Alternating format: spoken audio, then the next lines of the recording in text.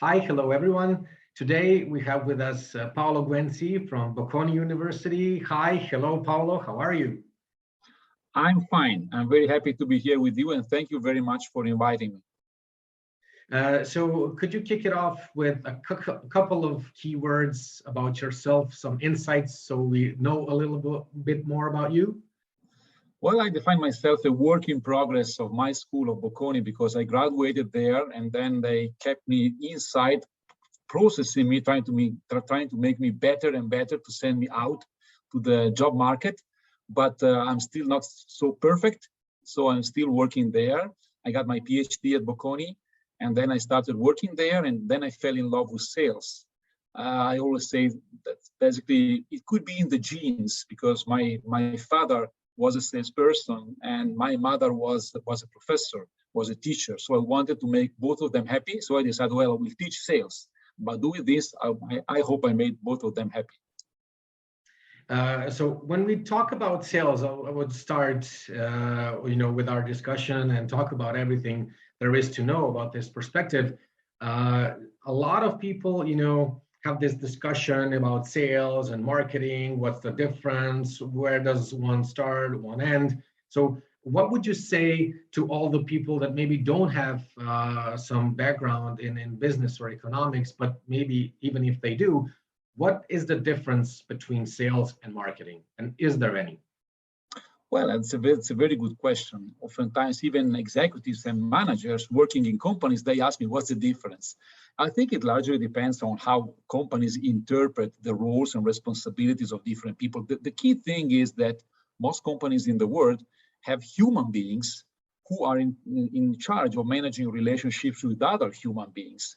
So whenever this interaction is not mediated fully by technology or by other communication tools, whenever we have interpersonal relationships between a buyer and the seller, then we have selling. And we have people who are in charge of interacting with customers. So it's a human side of marketing, if you want, where people can and should make a difference in understanding customer needs, relating to the customer individually, and creating value for customers individually, one by one. And usually in doing this, these people also have to integrate and align their activities with the more mass market initiatives that marketing typically does through advertising or market research. So usually marketing is broader and more general, whereas selling is more interpersonal and specific, and I would say even more pragmatic. In that sense, how could they integrate more? So how could they maybe enhance their relationship and coordination between sales and marketing? They often, have bad words for each other and shifting blames. You can always hear that. So how to avoid that? I think, first of all, there's a lot of stereotyping and prejudice in a sense. So how do you fight this? The first thing is what most companies do is they try to put people in their colleagues' shoes. And they do this, for example, through job rotation. Many companies, when they hire someone who's willing to work in marketing, for example, they let these people spend their first 6 months, 1 year in sales on the front line, directly interacting with customers.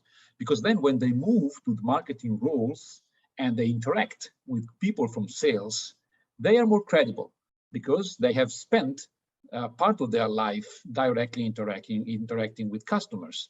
So job rotation is an example, but there are also some relatively trivial things like, for example, I always tell marketing managers, product managers, well, why do you always stay in your office? Just go out with your salespeople and go and see what happens in the stores, what happens in front of the customer, when you interact with buyers or in B2B settings. Because then you see what happens to your customers, or what happens when you have a B to C setting, and then we have resellers of your product. What happens when you in between? So it's a sort of reality check. So on the one side, marketers need to be more concretely related to the market, go out, and in a sense, salespeople need to have a broader perspective and not just be guided by everyday urgencies or the need of only their specific customers by losing the big picture. So it's a matter of relating them, and this can be done through, for example, also information and communication technologies help share information, for example, much more easily, and customer relationship management systems or digital technologies allow a better collection and sharing of information more rapidly and more accurately. So that definitely helps. But then also some other things. For example, there's some fascinating studies showing that by simply sharing the physical space in the office, they talk to each other much more. And this informal communication helps a lot, creating the psychosocial context where they listen to each other and they genuinely want to understand and take the perspective of their colleagues and then talking to them and helping them when needed. So let's go back to all the salespeople. So what is their role? What is basically the role of sales? Why does it exist? Why is it important? And especially, let's say, for the context of this platform where we develop innovative solutions and you try to introduce innovations to the market, how does sales relate to that? What is the role? Well, first of all, I would say that before talking about salespeople, we should talk about selling, because I think that selling is everyone's job. Because everybody working in any social entity like a company has to sell ideas to someone else, has to sell his or her opinions, his or her view of the things.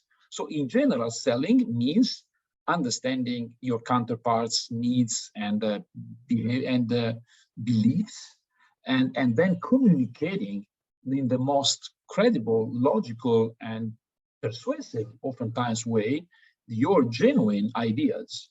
And if you have value, it's not simply enough to have value, but value is nothing if you cannot decently communicate it and deliver it to someone.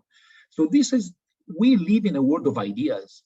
So I think the core competence for everyone is not simply to generate ideas, but is also to communicate and deliver ideas to someone else. So selling is literally everyone's job.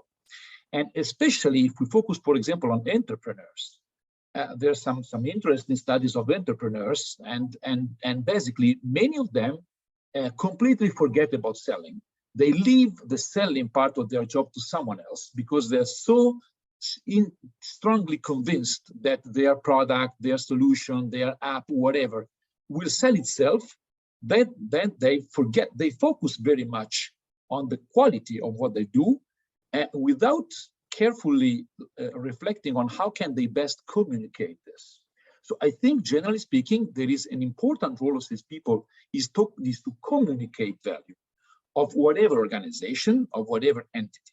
So that's a very important task of selling, which is usually incorporated among other things, because there are also other communication tools, but in many cases, salespeople play a key role. This is just a starting point. Then the second fundamental role, especially for organization companies that are in search of innovation, is to generate and create value by providing insights.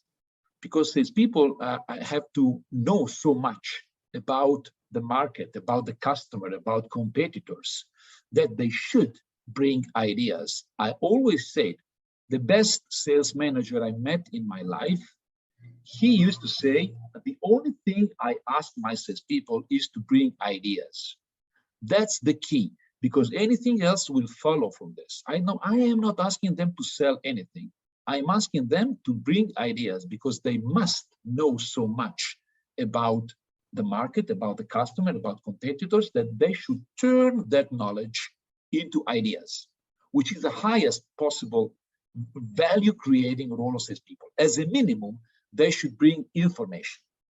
If they can bring some knowledge, not simply information, but some more elaborated form of information, that's better. If they can bring ideas and insights, it's even better. And these ideas may be related to, obviously, innovative ways of doing things in terms of innovative services, innovative products, but also innovative way process of managing processes and customer relationship activities, because this is what they do every day.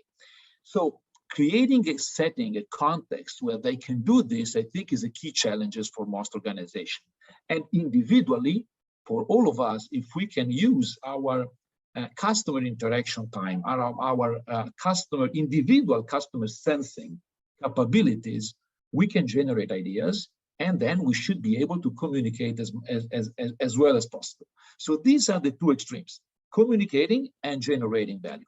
In between is the role of bridging and orchestrating organizational resources, because oftentimes the salespeople are the main point of connection with the customer, and they are supposed to integrate sparse capabilities, knowledge, talents, skills, resources of an organization, and orchestrate the winning proposition for the customer, which is a blend of product and services and relations that in the end can bring value to the customer. And this is largely related on the concept of knowledge brokerage, which is basically to what extent can salespeople raise knowledge, generate knowledge, and aggregate knowledge from their colleagues and deliver this to the customer, crafting a knowledge combination specifically devoted customer by customer on those customer needs.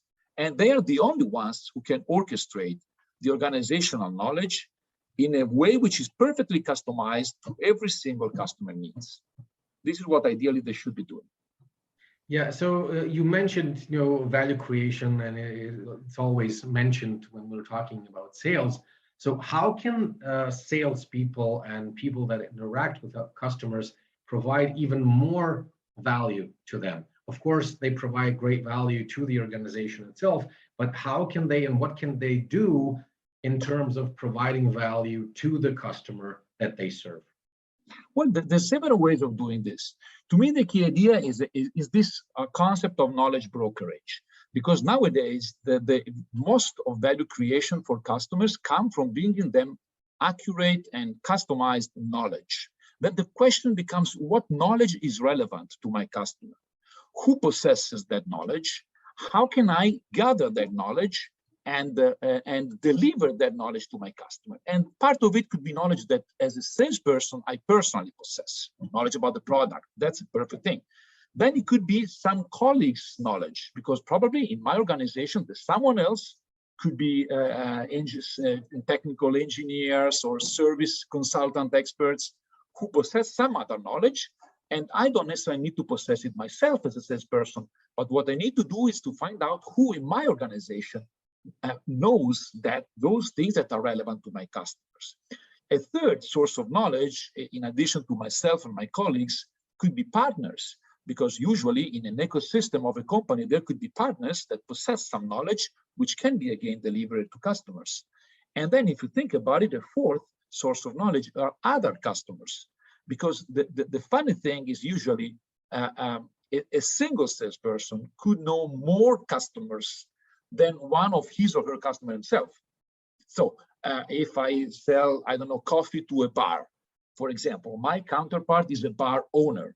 Now, what knowledge is relevant to that bar owner? It could be knowledge about managing his or her business, which is a bar outlet, a store, right? Now as a salesperson, I will probably be in contact with 100 bar owners, right? And I see every day what they do in their store, and everything they do in their store, which increases the profit and the business of that coffee store, that bar, is potentially a good idea for someone else. And I'm pretty sure that every bar owner in the world, they don't have the chance to interact with 100 other bar owners as a salesperson does. So you see what I mean? The fact is that every salesperson has a potential to bring some knowledge, even from customer to customer, obviously to the extent that they don't compete one with another. But the idea is, if they really are insight finders, they can generate insights on everything that matters to the customer, not necessarily the product they sell, but the business of the customer. They become customer business expert. So what is the best way to manage a bar? And there's basically an unlimited set of ideas and that can be brought there, right? And there simply does not exist a degree in barology. Nobody's thought about how to manage a bar, if you think about it. And the same thing is true for most businesses in the world. So that's what, this is the essence of knowledge brokerage, when you can bring relevant knowledge to your customer. But to do this, you really need to figure out what knowledge is relevant to your customer. And this depends industry by industry on the customer business model. If we talk about B2B settings, business to business settings, I mean, when your customer manage a business, like a case of the bar, for example, or a distributor or a company, whenever this is the case. And if it is an individual person, that's exactly the same thing. Think about selling an insurance policy. Again, you need to figure out what is or could be value for my customer. And you usually, that could be product related to what you sell, but it could be everything else. So value is very subjective, it's very dynamic, it's very multidimensional.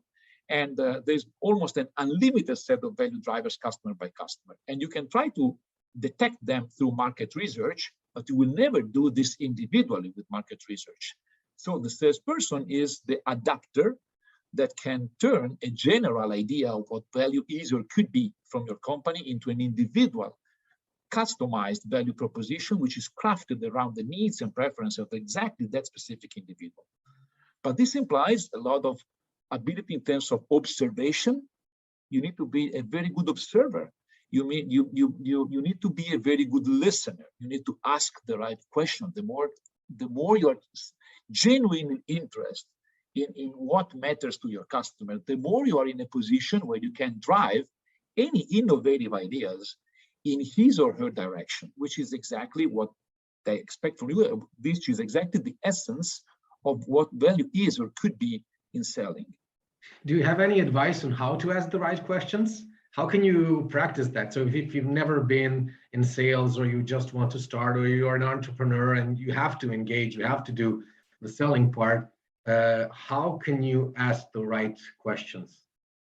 I think we can all train ourselves on this, if you think about it, because this is why selling is so fascinating, because selling has to do basically mainly with interpersonal communication, and we all have the interpersonal communication practices every day with the girlfriend, the boyfriend, the father, the son, whoever, right? And so I think that training ourselves to ask more questions, to listen to others, and trying to speak less and listen more is a first fundamental thing, which is, I think we don't live in a society that stimulates us very much to do this. And especially with social media, and we tend to talk to and to listen to others, to have interpersonal communication less and less. But exactly because this is the trend, the more we can do it, the more we build a relatively scarce and limited talent, which I think is fundamental. So one key thing is try to ask people what they think, ask people how they feel, ask people to tell something about them, because creating some preliminary, sharing some interpersonal information creates a precondition for them talking about maybe business needs. So you always have to keep in mind this parallel pathway, right? On the one side, there's the interpersonal, which is always a little bit risky, because if you invade someone else privacy, you ask too much, maybe you may look, this is also very culturally sensitive, largely depends on the culture. What I do in Italy could necessarily be appropriate in Croatia. What I do in Northern Italy is completely different from what is accepted in Southern Italy. And I'm sure it's the same in Croatia.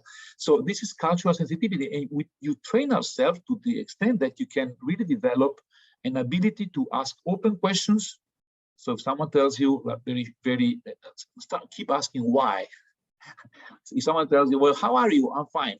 What do you mean by fine? So let's ask people to specify what they mean. Because yes, no will hardly help you make some progress in knowing someone else. So there's a lot of tricks in there or techniques for raising things. And I think the more we ask why, or I'm interested, could you please tell me something more about it? Because I'm really curious. It's not just about asking questions. It's also about everything we do is simply by, if I look you, we all realize if someone is genuinely listening to us, if they really have shown some interest, or if they do it just because they're faking it, right? So first of all, yes, exactly. So first of all, is we really need to be genuinely curious. That's a nice thing. Curiosity. There's some research showing that curiosity is a key precondition for being successful in sales. It could be also true for other jobs, but in sales, being curious is very important. So train yourself to be curious. It's not only about asking questions to someone else. It starts from asking questions to ourselves. So put yourself in a situation where every day you try to do something new. Every day you try to learn something new. And because this will train you to be more interested in things in general. And then it will become natural to be interested in someone else. Because it will be, you become curious on everything. And so the way to do this, well, there's a lot of, again, there's no real right or wrong thing. It really depends on, first of all, understanding who is in front of you. That's a key thing. First of all, knowing yourself, so understanding your own way of communicating. And observing yourself in the mirror is really interesting. It's an interesting exercise. And even now with this technology-mediated communication, you can observe yourself more and maybe video record yourself and then see how you relate to others. And that's also an important way of training yourself. And then in understanding who is in front of you, what kind of people, because there is no single best way to relate to others. It depends on who's in front of you, and understanding all the visual cues that someone is sending to you is something that is relevant, and we can all train ourselves on this.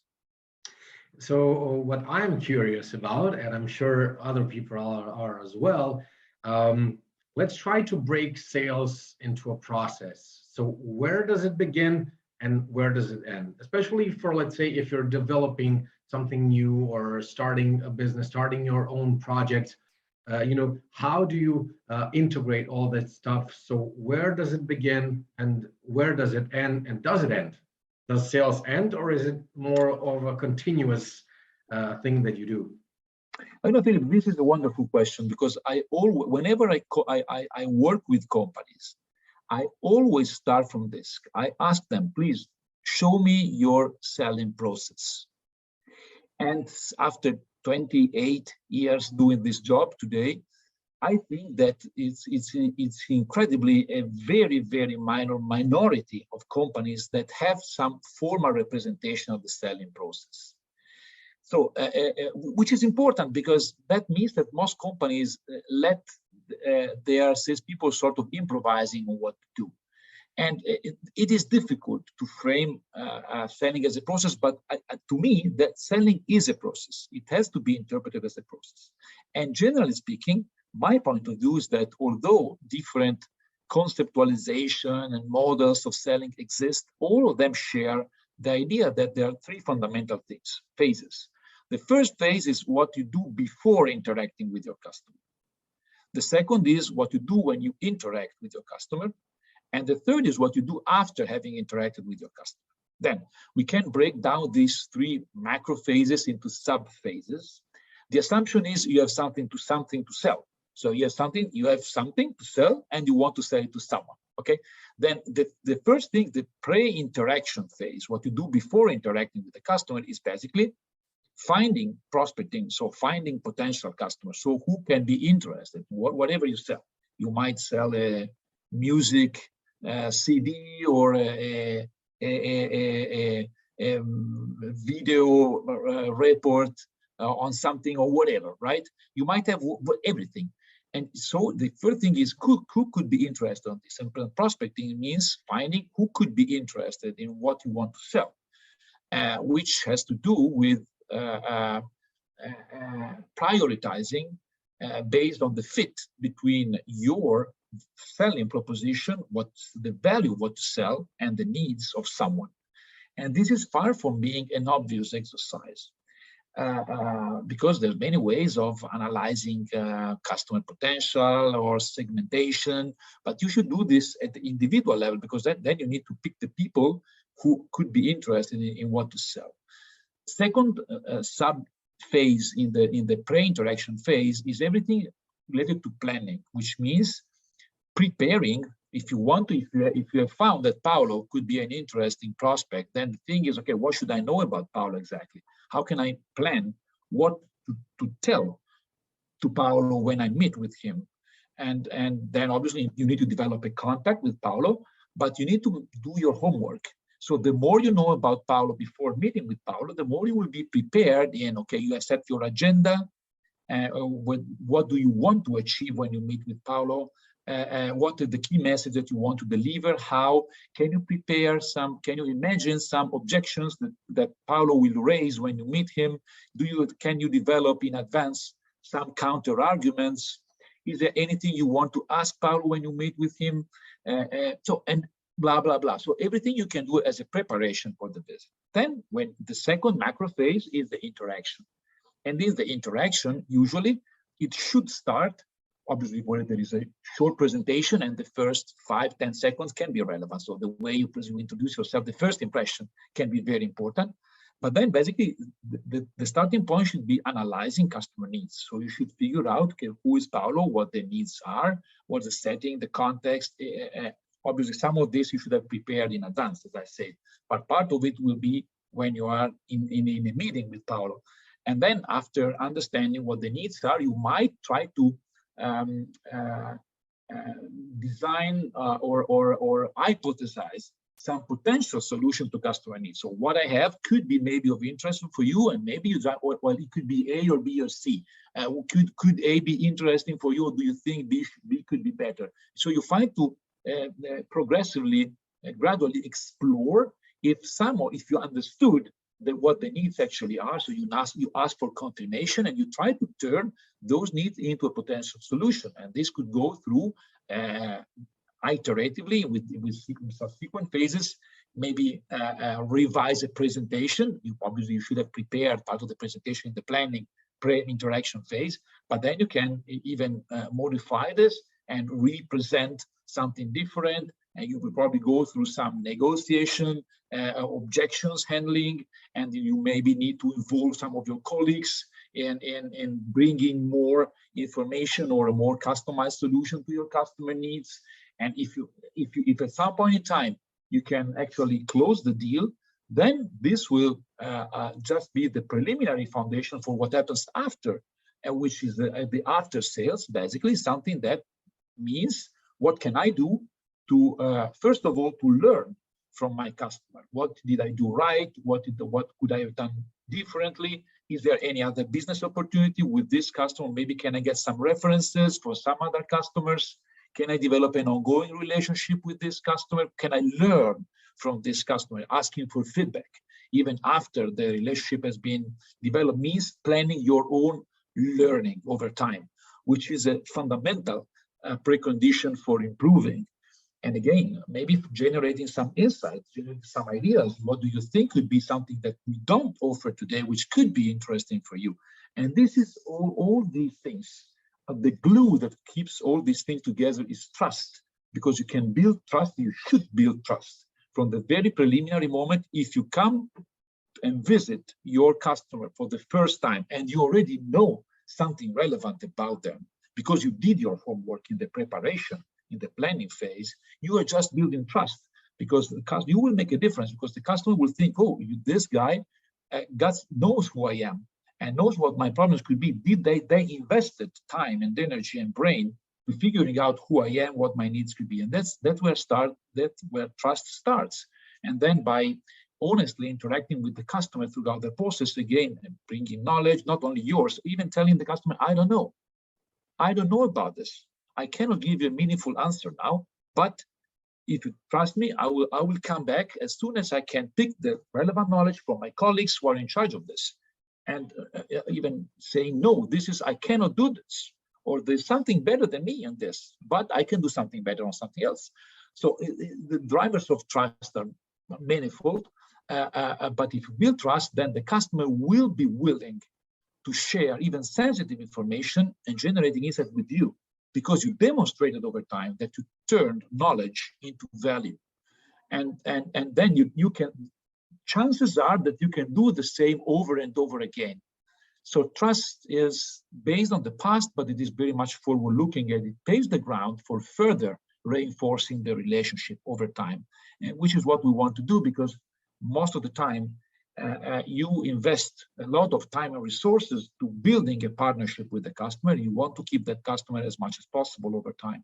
And doing this, so the return on your time and effort investment should be as long as possible. And trust is a facilitator, the precondition for this to happen. Paolo, you've obviously worked with a lot of salespeople, sales executives in the past 20 years or more. So what would be, from your perspective, the fundamental ingredient to succeed in sales? What are some of the key things that great salespeople do that maybe some of these young people and all of us can apply in terms of sales? That's a very good question. Again, I think that I always ask salespeople, tell me what is the secret ingredient for being successful in your job? It's difficult to find one single secret ingredient, to be honest. I think it's a combination of different things. Some of them I already mentioned them. I think that curiosity is important because curiosity means, I think to me, is a great aggregation of many things, which is you love life.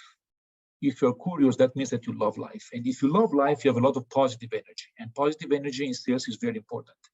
And it means that it is a precondition for everything to happen. Because that means that if you have positive energy, you will probably be more willing to develop the knowledge you mean. I mean, knowledge is usually a must-have, but it depends on what you sell. If what you sell is a commodity, knowledge per se is not very relevant. No?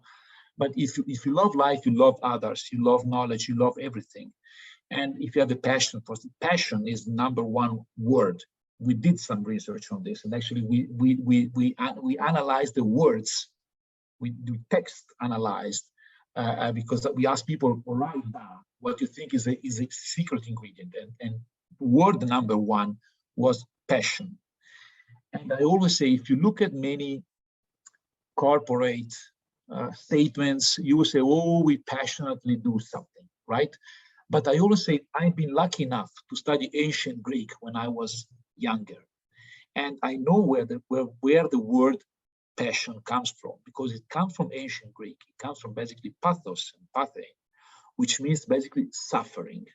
I always tell people, well, if you really have passion for something, that means that you're ready to suffer for that. You love something, you love your job so much that you're willing to suffer for this. And suffering for this means you got in sales, you got to accept failure. Because in selling, most of the time you will be failing, and it is very personal. It is your customer, your opportunity. It's not a corporate thing. It's your customer will not buy from you. Your customer will tell you, no, thank you. And that's very personal. It's very harmful. Best sales people are those who survive failures with enthusiasm. And because failure is definitely part of selling. It's ups and downs. If you sell something, you feel so great because it's your accomplishment. But if you don't sell, which happens, it's really personally harmful. That's pathos. That's passion. You're ready to suffer. Why is that? Because you might have a lot of intrinsic motivators. Because you like the thrill of making a difference, making an impact personally. You like to be independent. You are the owner of your destiny. That's what great salespeople are great entrepreneurs, because they take the responsibility, they take the risk, they love what they do, they strongly believe in what they do, and they don't care about failing. If you think about it, all these things are what make entrepreneurs great entrepreneurs. So I think there's a big overlap between being great entrepreneurs and great salespeople. And I think, and I really wish people to try to experiment a little bit of selling in their life, in everything they do, even a small project. I always say, but I give you a personal example. I have a charity, okay? And this has nothing to do with my job. I have a charity, and I have a purpose with this. I really believe in gathering funds for some noble causes. And what I do is I challenge myself. Can I sell my charity to someone? Can I raise funds on this? And I train myself, saying, let me see how good I am in selling my idea. And I compete with an unlimited set of wonderful people who do wonderful words, wonderful things with their charities. But each of us, we can all train ourselves in selling something. Ideas, especially if it is a charity or something positive for the well-being of poor people, for example, we have a reason for doing this. And we are generously trying to exercise and train ourselves on being good salespeople. It's a wonderful thing, because if we have a noble cause, if we have a great entrepreneurial idea, if we have a great product, a great service, we have a good idea, why not selling it? And we should have such a huge enthusiasm, and we should fight against everything who's impeding us to fully deploy what the value of what we believe in. So I think that we can all train, and I stimulate everyone to try to do this, to challenge themselves, and let me put the challenge of selling something, and let me see if I can do it. And if I fail, I will keep doing it, and I will try to making myself better over and over in selling something, whatever. Because all the people who listen to us today, I'm sure they will have dozens of situations in their lives where they will have to sell something valuable, and they will find it difficult to deliver this message to their counterparts. It could be a love message to someone you love. It could be a relevant life guideline for your sons. It could be a difficult circumstance with your friends. It could be a business situation dozens of times. And if you're not ready to that, if you're not prepared to that, you will probably miss a lot of opportunities. Don't do that. Train yourself in selling. That's why we need to start early. So now we talked about what you should do and how to make yourself better. Is there something that successful salespeople or unsuccessful do, but successful people avoid, in terms of what we should avoid, in terms of what not to do when you're engaging in sales interactions with customers? Not to do, I think you should not be unprepared. You should be prepared whenever you meet with the customer. You should be very honest. Again, I think that we all want to have long-lasting relationships with customers. I mean, you might have exceptions, but in the vast majority of cases, you will want to develop long-lasting relationship based on trust. And trust is based on competence, is based on honesty, and is based on also on your ability to keep promises. So you should make reasonable promises, and you should organize things in such a way that you can actually get there. So if you're not organized, if you're not honest, if you're not competent, you will fail. That's definitely for sure. So I think these are if you don't care about others, I think you can hardly succeed in sales nowadays. We have a lot of stereotyping about the Hollywood movies, which basically propose a completely different stereotype of salesperson. I think that nowadays, the vast majority of cases, you need something completely different from that stereotype. So yeah, I mean, in that sense, a lot of people, when they think about sales or selling or salespeople, they always think about those annoying people that just try to sell you something that you really don't need. So I think it's important to move past from that perspective in that sense.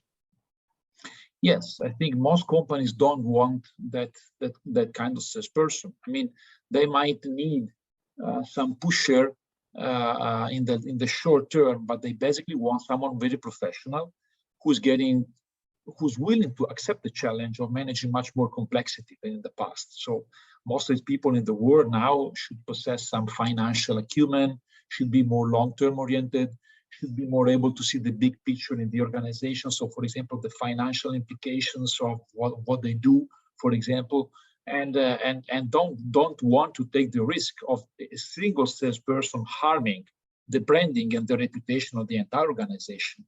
So it's really too risky. So I think that this is a highly professionalized world in the vast majority of cases. And what I have seen in these last 20 years is that definitely companies are investing much more in these profiles. We have a lot of executive MBAs in the past used to come from marketing. Now most of them come from sales, because this is a demonstration that companies are investing in these profiles, in job profiles, and these people, because they represent the company in front of the market. And nowadays, you can't afford having pushy people out there. There could be in some businesses, but in the vast majority of cases, they tend to be much more exceptions.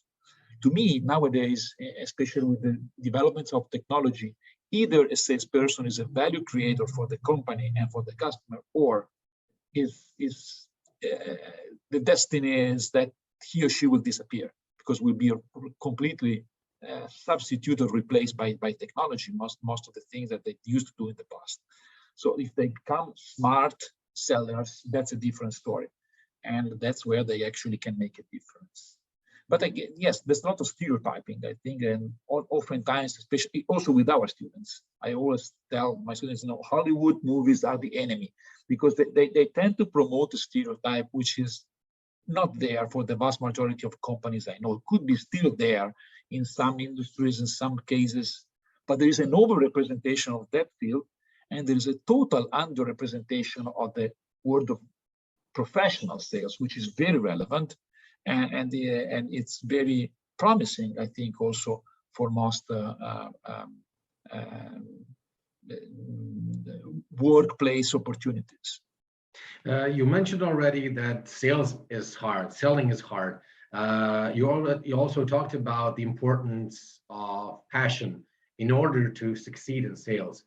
But when you deal with so much failure, with so many no's, of course, if you don't have passion, then you have a problem. But do you maybe have some tips or tricks or advice for people when they engage and interact with customers and get so many no's, how to stay motivated, how to get yourself and move forward in your relationship, maybe with that customer, but also with number of others? That's very challenging. I mean, there is a threshold where you can also genuinely understand that maybe it's not for you, because that's not always that you keep going. If you see that it is not your job, you should leave it, because it's not for everyone. I always tell my students, it's not for everyone. There is a lot of research showing that usually the percentage of salespeople reaching their quota is between 50 to 60%. So almost 1 out of 2 will not reach their target. And oftentimes the ones who do not reach their target tend to do it systematically. And so the one who succeeds systematically. So I think that there is also great responsibility by companies and supervisors in detecting those who actually fit that profile and those who don't. Now, for those obviously who, most people, they need a bit of time to be productive in the role. What they can do, I think, they need to find other motivators. And one key thing is learning. So the key thing is trying to dare to challenge yourself and even asking customers, what did I do wrong? What could I have done differently? And most people will not do that because they will not dare challenging themselves so much. They will simply blame the customer or provide some other external attribution. What is the reason behind my failure? Why is it something else? It's not me. But there's nothing bad with us in failing. I mean, we all fail every day in many things. But what makes the difference is, to what extent am I willing to learn from this? How can I design and plan and manage my own learning about my failures? And this starts from the psychological strength of taking responsibility for yourself, accepting failure, and being willing to share with your customers and your colleagues both the positive and negative things. Asking colleagues, and there is a lot of jealousy inside sales organization about sharing both successes and failure, because if you succeed, you don't want to share your tricks with the weaker colleagues. If you fail, you don't want to look like the loser. And so again, even facilitate, this is an organizational thing.